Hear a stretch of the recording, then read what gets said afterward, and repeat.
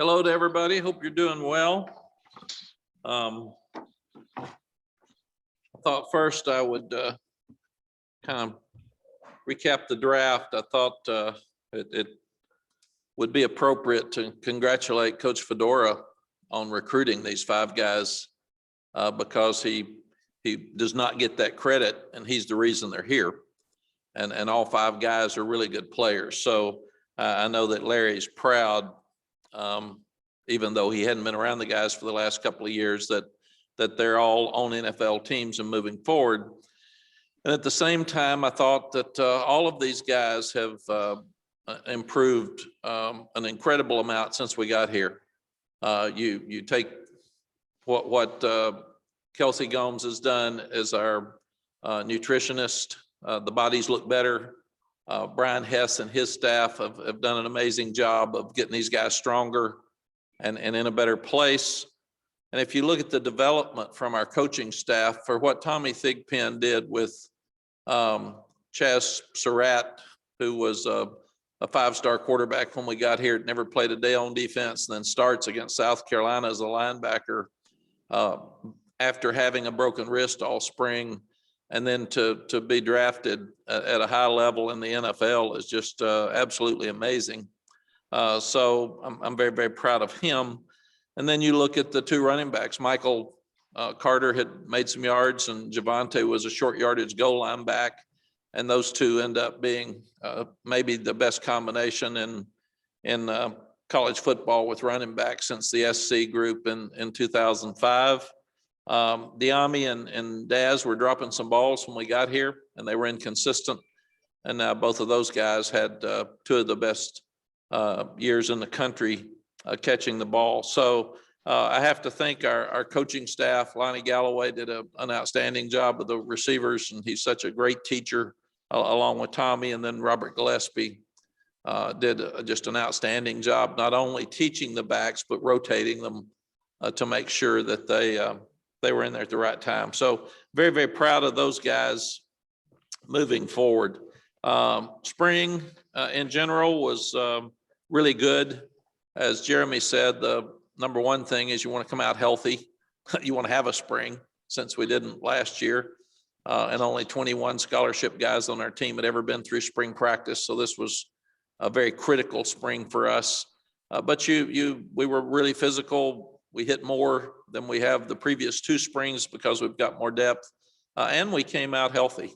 So everybody on our team that either did not or went through spring practice should be ready to start summer workouts when our guys get back. They're in a discretionary time now after finals where they'll be on their own for a couple of weeks and really won't get started back until the latter part of the month. But we felt like that depth was something that we constantly talk about, and we're much deeper across the board with this team than we have been for the previous 2 years. And that's a product of recruiting. It's a product of coaching, because you got to get the guys ready to play after they get here. And I think it's a product of the culture and the attitude of this team. They're all trying to get playing time, and they're trying to create that edge and earn their number of plays, and that's important. We felt like that we've come up with 6 or 8 pass rushers on defense now that we can really start working with to improve in those areas. And we want to be smart enough that we've got some guys that are role players. And if you're a run defender, let's make sure we've got you in there when we think the high percentages are that you're going to run the ball. But if it's a passing down, let's don't have anybody on the field that can't run down the screen, the flare, can't rush the passer. And we're in a better position to do that now than we were. The other thing we feel like we've really improved in our secondary. Our communication's better with our safeties, and we're playing the deep ball a lot better with our corners. Everybody that's talked for years about the 50-50 ball, when you're trying to defend the deep ball now, wants it to be 80-20. You want it to be 100% yours. And that's how games are won now. People are putting enough people in the box to stop the run, and people are throwing back shoulder balls and fade balls and takeoffs and posts, and you've got to be able to play those one-on-one if you're going to be a high caliber team. So we felt like that's much better. And our guys are catching the ball better on interceptions. So we felt like there were more turnovers this spring than we'd had in previous springs. And we're cross training even more now. COVID injuries and COVID have taught us cross train. Get it? So you don't have an excuse with injuries. And I do credit our medical staff, our strength staff, and our nutritionists for we've had fewer injuries than we had when Larry was here at the end, or even our first year. And now guys are staying on the field, and that's going to help us so much. And part of that's just the attitude as well. But taking a Jaquarius Conley and putting him at safety and moving Don Chapman to nickel and then playing Don some at corner, it just gives you an opportunity to create more depth within the system with your best players, because you want your best 11 at the time on the field. And then if your best 11's tired, you want another 5 or 6 that can step in and play harder and better during the time that the better, more talented player's tired, so he can replace him and be just as productive. Same thing with the offense. We feel like we're better and have more depth at tight end than we've had in the 2 years there. Morales came on and he could step in and play at any time now. Garrett Walston's really good. And John Copenhaver's coming on. He had an outstanding spring, and Kendall Carr's just been banged up some. So he's got to get well so we can go forward with him. But our offensive line, we said, has 8 guys that can play, and we're working toward 10. I thought you could tell in the spring game there's less difference between the blue team and the white team than there's been since we've been here. They can be more competitive, and that's what you want it to be.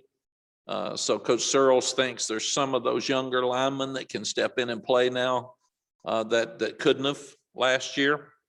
And we feel like we'll probably lose a couple of linemen next year, or there's a potential to do that. So we've got to keep growing. So we won't have a big drop off when we lose some of those guys. There's not great separation right now at wide receiver or running back, but we think that they're all talented enough. Summer will help. Ty Chandler is the guy that would be the first guy to walk out there right now. And then you've got Camaro Edmonds coming in that's playing for a state championship this weekend. And then you've got all the other guys that we're looking at. You want DJ Jones to stay healthy. You want Elijah Green to stay healthy and learn more about pass protection and catching the ball better, which he's doing out of the backfield. You've got Caleb Hood, who made tremendous progress, but he's still a quarterback trying to be a running back. So he still has trouble figuring out how to take a handoff and a few things like that by fall he should be ready to do. And then you've got the older heads that we've talked about. So that's a good room, and there's enough talent there. The same with the wide receivers. You've got Emory Simmons, who's played. You've got Bo Corrales, who'll be back. He'll be 100%. He's played. You've got Joffrey Brown, who should be 100% healthy by summer. He's played. And then you've got Josh Downs, who had probably the best spring of all of our receivers. And then a lot of other talented young guys behind them. But we've got 4 or 5 guys that have played, and that helps you in that area as well. A kicking game, Grayson Adkins missed 1 field goal all spring, and it was the first practice. So I think he was 37 out of 38. So he's really improved with his confidence. I think when he got here, he was thinking too much and trying too hard. And Ben Kiernan should be one of the better punters in the country. And we'll have more depth in those areas as well. And Jaquarius Conley, Ty Chandler, and Josh Downs can return kickoffs. And you've also got Josh Downs and Ty Chandler that will be out there for sure returning punts. So we felt like that as good as our returners were last year, the addition of a young one, 2 young ones, and then Ty Chandler really helps us. So there shouldn't be a significant drop off. Transfer portal is really different right now. Like I've said before, name, image, and likeness, we still don't know what that means. We're still waiting. We don't have a law in our own state. And I know Florida's gone back and forth with their law, and so we're trying to do the best job we can do to help our players brand themselves and help them be prepared for better life when they get out, and help prepare to get them interviews when they get through with football and they graduate. So we've got the Coleman Leadership Institute that the Coleman family that paid for the indoor area also is starting for us. And we're getting into that 100%, which should help us moving forward. But name, image, and likeness is something that's still kind of an enigma for all of us. We're still trying to figure out what it means. And the young guys, can they have an agent? What does that mean? And how does it change recruiting? The transfer portal is a little crazy. We've tried to handle it with total transparency. So after spring practice, all of our coaches sat down with every player and told them exactly what they were doing that was positive and exactly what the concerns were. And we also told them what their role would be. Here's how much we think you'll play. It could change because of injury. It could change because of effort. Here's what we feel like you'll be on special teams, and you're going to start, you're not going to start. Here's how many plays we feel like you could play. And then each one talked about the goals for their weight. Where do you need, if you're underweight, what do we want to get you to by August when we start? If you're too heavy, how much do you need to lose, and how will we get there? And we had two young men that have come in and said they were leaving, Kadri Jackson and Welton Spotsville, and both of those are tremendous young people. They're really good students. They're great people. They've never had any problems whatsoever. And they want to play more. They want to start. And I totally get that. And now we're in the process of trying to help both of them find the right place for them to go. And what's happened with the transfer portal, they would be key backups for us, and they would be superstars on special teams. And that's what you lose with the transfer portal, with people not being patient and wanting to stay. So it is what it is. And I'm happy for them that they're going to have a chance. I think they'll both be starters wherever they go because they're good players. But I've told the guys, you've done everything right here. So let's don't leave mad. Let's don't get upset at each other, and let's talk through this, and we'll do what's best for anybody either way. June is going to be crazy because we can have people back on campus. The staff and I are so excited about that. You've got unofficial visits, you've got official visits. We're not sure yet. You got camps. We're not sure. We're figuring out the numbers for camps. We think we can have a certain number on each field, and then you got to figure out the parents, and our county and our university still trying to tell us, do you have to have a vaccine? Do you have to have if not a negative COVID test, and how soon before they get here? Is it 48 hours? Is it 72 hours? What happens if somebody gets here and doesn't have a test? We just have to turn them around. So we're looking at same thing with official visits. Will there be COVID requirements as such, or guidelines for official visits? And if so, what are they? So we're asking, since it comes up here in June, try to help us, give us guidelines as fast as we can. I think about 65% of our team was vaccinated, and just about all of our staff by the end of spring practice. I haven't seen the numbers. Some are going to do it at home. Some are going to think about it. And we were told that we needed to be about 85%, which the staff is more than 85% vaccinated to have herd immunity. So we can take our mask off and get back in our building and get back to the same meeting rooms we used to have, and have team meetings together instead of spread out all over the place, and actually eat back in our training table. So all of those things are things that we're looking at right now. There also was an NCAA ruling that came out that they're looking at changing preseason practice.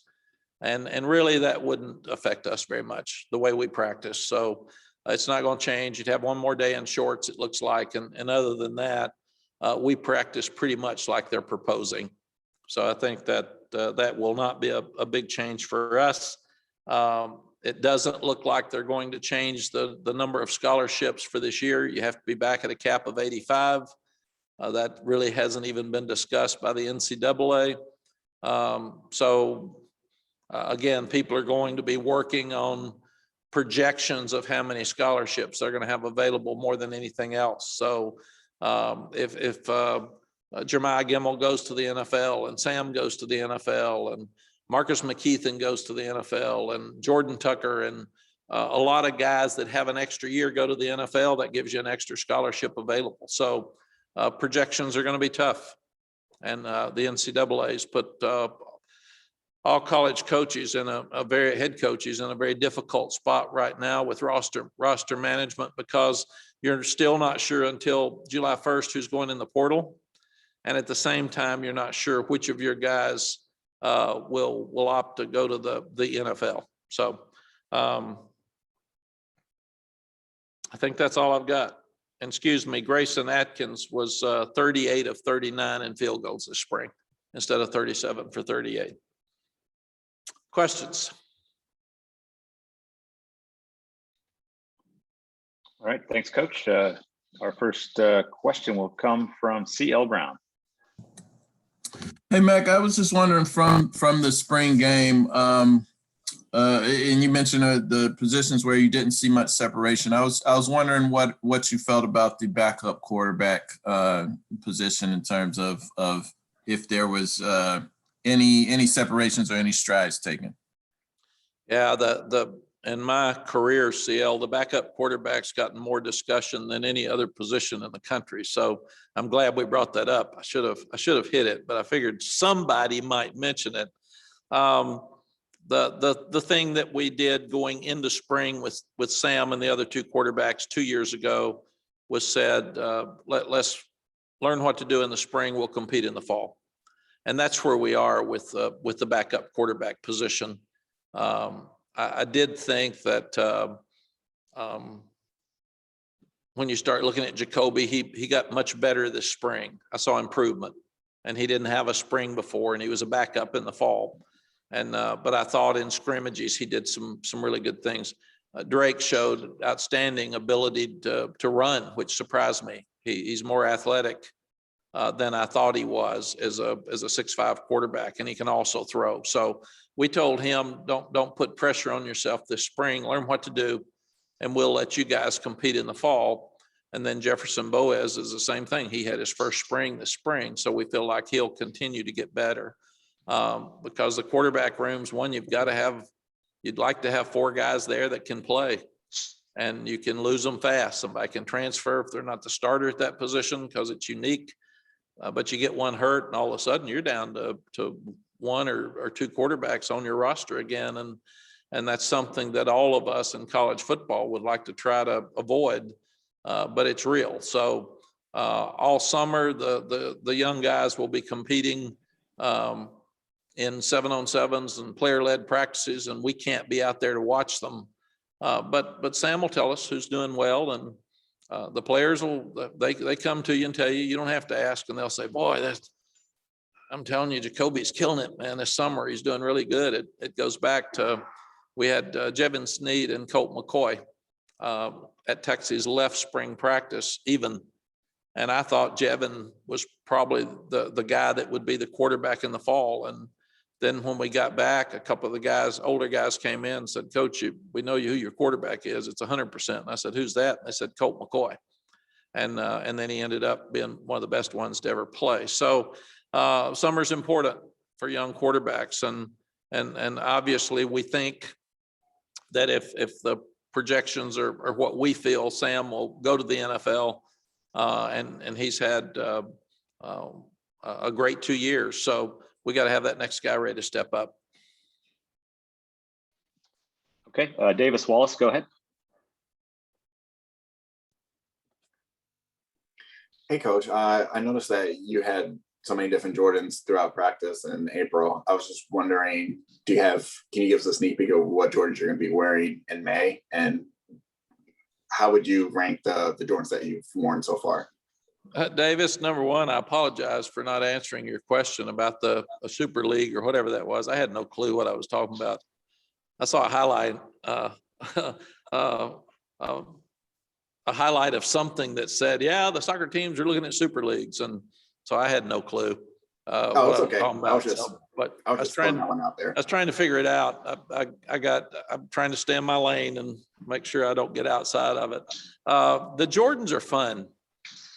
Jordan Brand sends me shoes before they're released for sale, and I love to wear them. And in fact, I went to, Sally and I still have a charity with Matthew McConaughey and Jack Ingram in Texas, and we had it last Thursday and Friday, and we went back, and my Texas friends were all mad at me. I didn't wear Jordans. I didn't want to take Jordans back to Texas and throw it in the face. They wear boots. They don't wear Jordans. So I don't know. I'll probably take a little break with my Jordans. It's for recruiting our team for the summer, and then get ready to bring out some new ones for fall. I will wear them for recruiting weekends because kids love them, and I've got to do better with. They know every number, they know every name, they know when they came out, they know how much they cost. So my shoe game has to keep getting better, the mental part of it at least. And how would you rank your favorite Jordans? I'm sorry? How would you rank your favorite Jordans that you've worn so far? Oh my gosh, I like them all. You know, it's I just think they're gorgeous. Now I do think even though Oklahoma and Michigan and Florida have Jordan brand shoes, still think ours are more special because Michael played here, and this color is so unique. But that's why I've probably got 25 pair in my dressing room here at the office, and I just pick out a different pair every day because the players watch now. They're going to make sure I bring my strong game every day. So it is a topic of conversation when I walk on the field. So I do have some pressure to pull the right ones out every day. Thanks, Coach. Thank you. All right, let's go over to Dina King, please. Hey, Coach. Just wanting your thoughts on how cool it is for Camaro Edmonds to play for a title this weekend and be joining the program in about a month. Yes, we're really, really proud of him. And it was so funny when the 7 guys that are coming in June, on June 2nd, that are signees, they're already admitted to school because of the COVID regulations. We couldn't speak to them. They couldn't come to our meetings. So it's really been bad that our communication with those 7 guys has been like recruiting. I mean, it's been on Zoom, it's been on FaceTime, and we talk to them a lot. But we do want to congratulate all the teams that are playing this weekend. Some in Keenan and some over at Carter Finley, and wish them all good luck, because it's hard to win a championship, and half of those teams this weekend will. So enjoy it, coaches, and enjoy it, guys, because it's hard to get there, and especially a year at COVID. And I'd like to congratulate Q and her staff over at the High School Coaches Association for having sports and getting it through the spring. And a lot of people said it wouldn't work, and here it is. We're down to championship weekend. So good for everybody in North Carolina for making this work, and let's hope the weather's great this weekend and they can have great games. You mentioned the non-early enrollees. Will they be in a separate group when they come in June, like for their training and strength and conditioning and stuff? Yes, Dana, I'm really concerned when young ones come in that if they jump in, we're not sure what kind of shape they're in. We're not sure what conditioning they've been doing. And if you throw them in with the older, more experienced guys, even the folks that came in January are far ahead. I saw a young man once that was overweight, and he jumped in with others. It wasn't our player, but at another school, died of a heart attack. And so I really want Coach Hess to teach those guys this summer and let them get ready to be full speed ahead by fall. But we will have them in a teaching regiment, a learning regiment with Coach Hess and with with all of the nutritionists before they jump in there with the other kids. It's just, it's much safer. It's better. They don't hurt themselves trying to do too much and strain to show off to the other guys till they get ready to go. So we think it's just 100% better in every area. Thank you. Thank you. Okay, Brendan Marks, go ahead. Hey, Matt, good morning. I was just wondering, you mentioned the return. Brendan, could you turn up just a little bit? I'm sorry, I can't hear Yeah. you. Can you hear me now? Yes, that's much Okay. better. Thank you. Hey, good morning. Thank you. Good morning.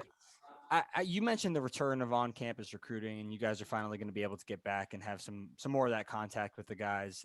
COVID has caused programs, including yours, to reconsider so many different elements. How do you think the pitch changes now in hindsight of the pandemic? Are there things that you would highlight that maybe you wouldn't have before? Are there things that maybe aren't as important as they would have been before? How does the pitch change compared to what it been, say a year and a half, 2 years ago? Yeah, Brendan, number one, we've done so much to our facilities and none of these guys have seen them. So it's going to be so cool that they get to actually, they've seen them on Zoom. They've seen them on FaceTime, but to actually walk in here and see our new meeting rooms. Our players have not met in their meeting rooms since we fixed them up. They've been scattered everywhere. So it's just, it's been different for all of us. It's just been a very disruptive, a very difficult year in all of our lives. And one of the discussions we're having now, Brendan, what that we learned with COVID are we going to keep doing when COVID goes away? What will we still, and what will the NCAA allow us to do? Because the family Zooms have been, that's been our means to be in their homes. So will we keep doing that some? Will you have a family Zoom before you go to the house? Maybe a month before or something, so it prepares you for questions they may want to ask. So that's a great question, but it's what we're all looking at now. Unlike the 21 class who had already been on our campus 3, 4, 5 times, a lot of the guys we're talking to now have never been here. So, and we're saying, how do you like us? Well, Coach, I've never met you. How do you like Coach Galloway? I've never seen him. I've talked to him on Zoom, but I've never met him.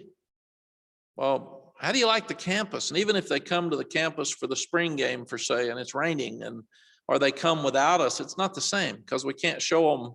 We can't even guide them around campus while they're on campus. We're not supposed to be on the phone with them. We can't tell them what to do. We can't give them directions. So I think the biggest thing, Brendan, is we recruit on relationships. We have a great product, but we want to know the people and we want them to know us. And that's why we offer so few scholarships. And we haven't been able to do that as well in Zoom. So I've been talking to these great young men for a year and haven't met them. The guys that are coming in on June 2nd, the 7th, I haven't seen them in a year and a half. So because they didn't have official visits. And then some on our team that in the class of 21 are saying, we never had official visits. Can we have one? Can you have us over to your house? Can we just act like we're having one? Because we never had one. So it's a great question because we're all still living in the unknown. And I am so tired of hearing with a COVID question, I'm not sure. We'll have to look at it. Yeah, I don't know if we're going to change that or not. So we're people who live with routines and we like facts. And right now we're not able to get all we need. So, but we're in the process right now of planning official visits. How many can you have at one time? Where do they stay? Can I have them to the house? And how many can I have to the house? Do they have to wear a mask when they're at the house? Do we have to still social distance? And then vaccinated as compared to negative test. So we are actually redeveloping what an official visit weekend would look like, or even an unofficial visit. So it's funny that you would ask. We spent hours last week with what does camp mean, and how many, where, Do they have to wear a mask at camp? Where do the parents stand? Do the parents have to separate? Do the parents have to have tests? Do the parents have to wear masks? How many? We've got 4 fields, so how many can we have spread out? Can we have visiting coaches come in and help us coach? Can they come in and look at our camp if we want to help the young guys that we're not going to take get scholarships somewhere else? So there are just so many new questions that it's kind of like all of our lives for the last year and a half. Every time we start thinking we know what's going on, we've got to start over and have new stuff coming up. But it's still exciting that we can get them here. Thank you. Thank you. Ross Martin, go ahead. Hey, Coach, I got 2 for you. First one, I know you talked briefly about injuries and players. I saw that Josh Downs had surgery. I was wondering, is there anything else you can tell us about his surgery recovery that you're allowed to tell us? Yeah, Jeremy would have to say it was very minor, and I think he'll be running next week or so. Coach Dre Bly released it. So we've asked Dre, even though it's a family member, to let that go through Jeremy and our doctors. Because I don't get into the medical stuff at all, except the process, Ross, is if they have a procedure, and this one was minor because he made every day of spring practice, and it was lower body. Luke Ross calls me and tells me they're back in their room, they're back in the hospital room, and then I call them and talk to them and make sure they're okay and see if there's anything that Sally and I could do to help them or bring them something, and talk to their parents to make sure they're good. And then we follow up after that. But other than that, we stay completely out of the medical part. But they have all assured me, the doctors and trainers have assured me, everybody that was hurt for spring or that had a procedure will be ready to go at the end of May or the 1st of June when we start working out. Okay, and great. they should be 100% ready for fall. Great, thank you. And then I was just wondering, you mentioned all the difficult conversations you've had to have with players and the position room stuff. Do you expect any other transfers or any other things happening there? Or is your roster pretty much set heading into, I guess, the next practice sessions? Ross, I don't expect it, but it could. Yeah. I mean, they've got whatever from now till July 1st. So if someone gets a call from another school and it's not supposed to happen, but it does, and there's tampering and somebody thinks they've got a better deal, I'm sure I could lose a guy. We could lose a guy that afternoon. So I think right now I'm not sure, but I don't think there's anyone right now that I know might leave, but we could get a call this afternoon from some young guy that said, I've been thinking about it. And because it changes a little bit, Ross, when they go home after finals and they sit down with their parents. Sometimes the young man might want to stay and the parents want him to leave because they want him to get more playing time. So I just think we're all at a point right now where you're a phone call away from another one leaving. So to be fair and honest, I don't know of any. I'm not sure, but I've asked the coaches. I've asked Chuko, who's our player development guy, do you think anybody's thinking about leaving? And right now, I think we're at a good spot. Great, thank you. Thank you. And what we'll do, Ross, as soon as, if someone else goes in the portal, what we try to do is just as they're going in the portal, we try to let you know. Because we feel like that's fair. And they can get in the portal now in about 5 minutes. So, and I do think our guys will be fair to us. I've told them all, we don't want surprises. Don't just go jump in the portal without us knowing it, because we want to help you and we want to make sure that you get in the portal properly. And we want to try to help. We'll call the schools you're interested in. If you haven't already talked to them, we'll try to help you go there. So don't surprise us. So hopefully we can make you aware as they're going in the portal. All right, over to Andrew Jones, please. Hey, Coach, I'm going to go back to the camps and the official visits for next month. In order to, without having parameters set in place yet, in order to plan ahead, do you have to, are you only penciling kids in that you know would be able to meet whatever the parameters are once they are finally established? Or is that maybe not questions that you're able to ask kids right now? Is there sort of a line that you can't cross there with respect to vaccinations and stuff? And also, the other part of it is, what is the frustration level? Here we are, May 4th. Kids can start visiting in less than a month, and you still don't know what the rules that will be set in place are. Yeah, Andrew, it is very frustrating, and I do understand. I mean, we've all had the year that of unknown and difficulties, and we're still there.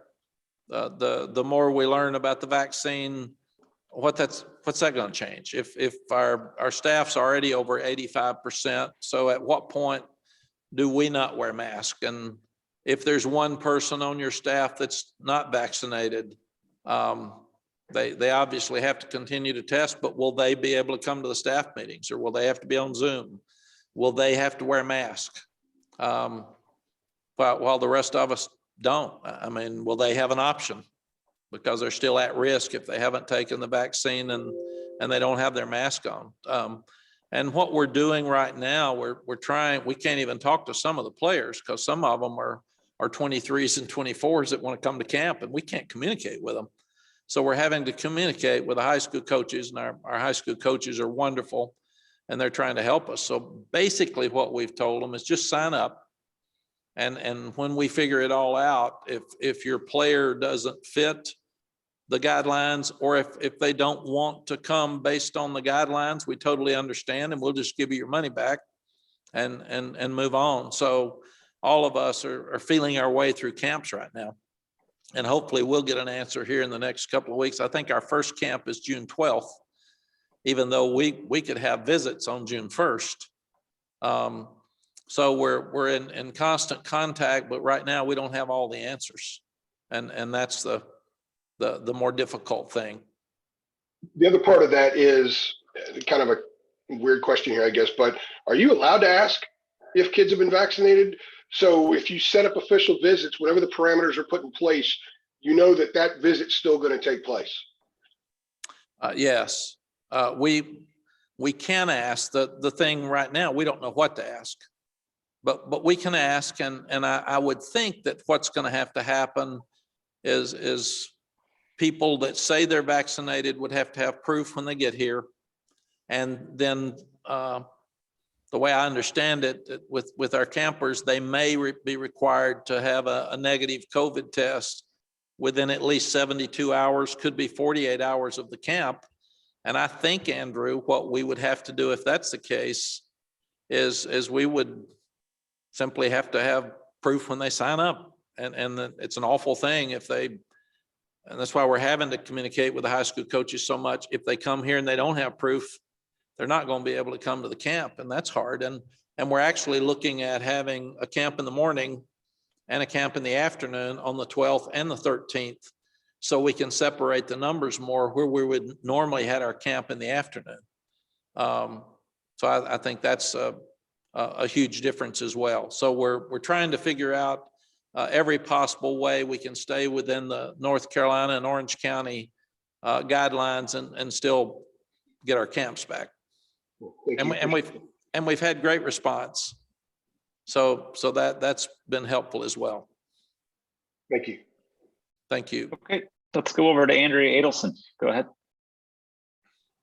Hey, Mac, thanks for doing this. I know there's a ACC virtual spring meetings here. From a coach's perspective, what are a couple of items on the agenda that are particularly maybe priorities or important for the coaches to be able to discuss and then present to the ADs and the commissioner? Andrea, it's always right now guidelines for COVID moving forward. What does that mean? What protocols will change for us this summer by league, and how many times will they ask you to be tested? What do we think will happen, even though we understand some of it is dictated by state? What do we think is going to happen in the fall? Will we still have 3 tests a week? Will we, if you're vaccinated, will you not have tests? When do you have to be vaccinated again? Or will that 150-day window after you've had a positive test and you still think you have antibodies, will you have to be tested immediately after that? So those are some questions. The other questions we've asked right now, we feel like we've been turned down by the NCAA for having walkthroughs this summer. And that was something the coaches really wanted. So I would think that we would like to go back and ask, because that really helps the incoming freshmen that did not get to go through spring practice, and they weren't early enrollees. And then you look at things like what are your numbers for fall that you can bring in. Last year they wanted, instead of the 105, they wanted everybody to be brought in at the same time. So will that be the case again this year? If it's June 2nd when everybody comes back and they're part of your team, the reporting date, if that's August 4th, I would think everybody would have to be here for August 4th. And then they'll want to know, are there caps on your numbers for fall? How many can you have? Is that determined by the Title IX rules at your school, the COVID guidelines at your school, or do they want to cap that at 110 or 120, whatever that number would be? And then the other thing, Andrea, is we got some relief last year being able to take a few more players. I think we could take 80 on an away trip instead of 72, for instance. Not sure the numbers are exact, but that was because of COVID. If you got to Tallahassee and we were down there and 5 players had a positive test and couldn't play, we could at least have some other players. So those type things will be discussed more than anything else. And then you've always got name, image, and likeness. What does it mean? What do we see going forward? What happens per state? What happens in recruiting? When does it go full speed ahead? We just don't know. So we're trying to get more information. And then we feel like that even things like the transfer portal may be tweaked over the next couple of years, because if we think it's not working properly, good idea. It's good for some young people. If it's not working for the sport, then let's tweak it and figure out. And one of the great things our coaches can do, I did think the Zoom meetings for the last year and a half with the ACC, we've had much more interaction than we would normally have, and it's brought the coaches closer together. And we're trying to get unanimous votes on things. So if there's things that we feel like with Commissioner Phillips, who has gone to every campus in the ACC plus Notre Dame, and he spent all day here the other day. He spent an hour with our staff answering questions. He's being really aggressive. So if we take a unanimous vote from our coaches, it would go then to our ADs, and then the ADs could send it through Commissioner Phillips to the oversight committee. But that's kind of what these meetings are about. And in fact, I just got the agenda, Andrea, a few minutes ago from Michael Strickland. I haven't looked at it yet, but I think those things will be on it. Okay, great. Let's close up today with Greg Barnes. Go ahead, Greg. Good morning, Mac. You've touched on this a little bit, but I know in the spring you had some set parameters that you wanted to meet, some benchmarks. You've got 3 months from now until the start of training camp.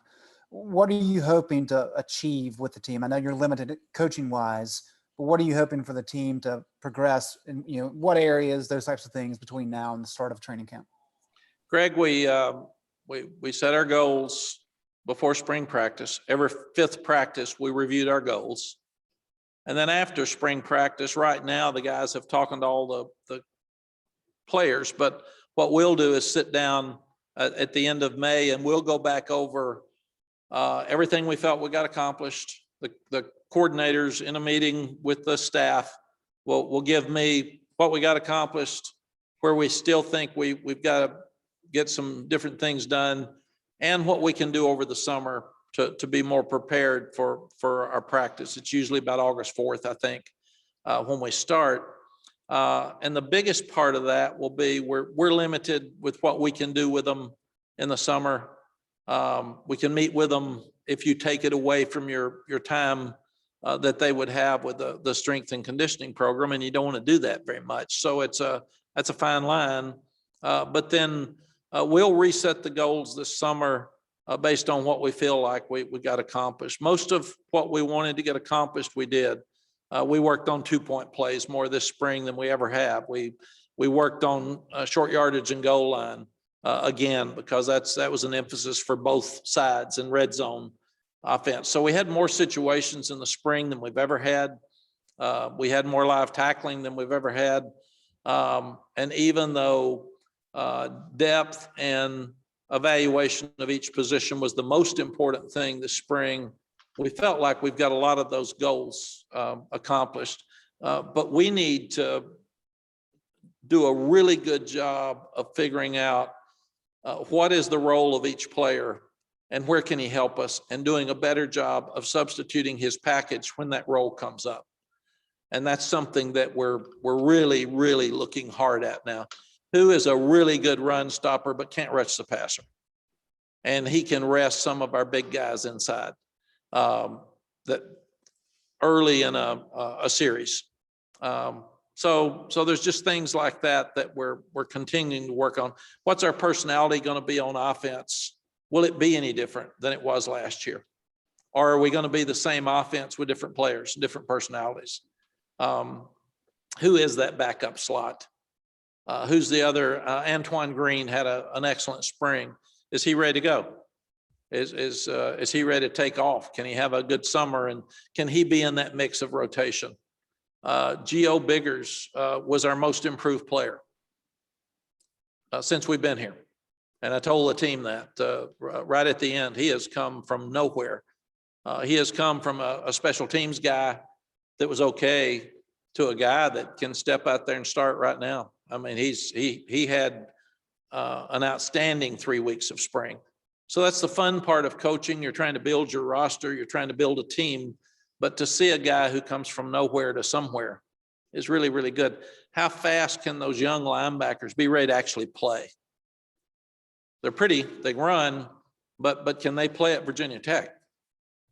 Or will Cedric Gray be the third guy right now with those other two if somebody goes down? So those are questions, Greg, that we continue to challenge ourselves with and try to make sure.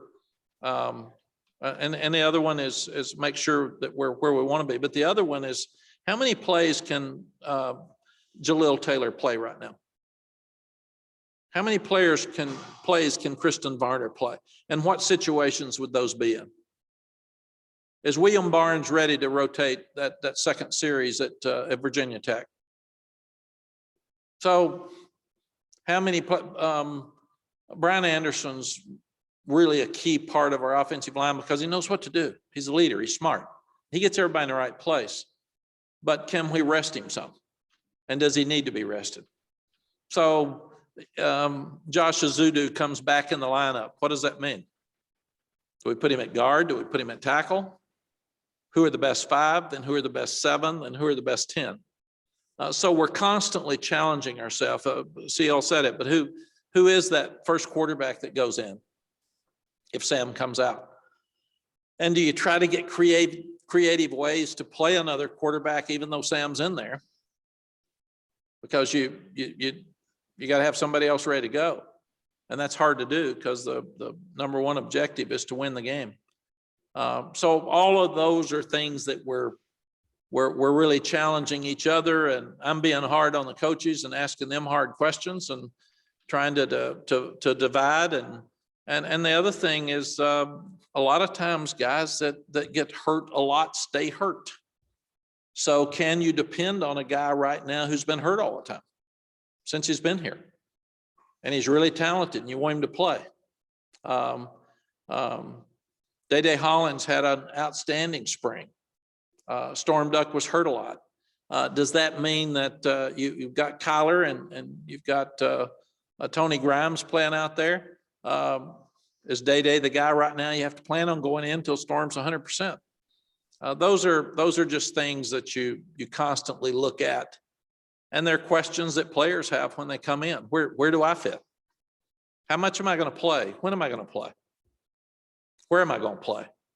So I think those are all the questions. And part of that you have to revisit after the transfer portal because you lose some guys. And Spotsville and Jackson would have been probably on every special team. So now Javon DeWitt and Larry Porter have to go back and look at what that means for, we had snaps every day in spring practice of those two guys as starters on those special teams. Now they're gone. So who does that? And can they learn some things from the older guys this summer in practice? Because we can't teach them. Thank you. And Mark, the Coach. last thing, we Yes, sir.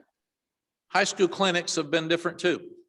You know, clinics across the country have been different, and we feel so fortunate for our coaches, not only in this state but across the country. We've got two of the best clinics coming up that I've ever been around. We've got Matt Rule that will be on a Zoom call with all of our high school coaches in our footprint for an hour in a couple of weeks, and then we've got Arthur Smith. And Matt's a great friend of mine from TV days because he was at Temple and I did a number of his games, and then we stayed close when he went to Baylor, and he's a program builder, and he's done it everywhere he's been, and we're so lucky to have him with the Panthers. But I wanted our coaches to hear from him, and right now we had to move it back till after the state championships, and then Arthur Smith is one of ours, and we're so proud of him. He just became the head coach at the Atlanta Falcons.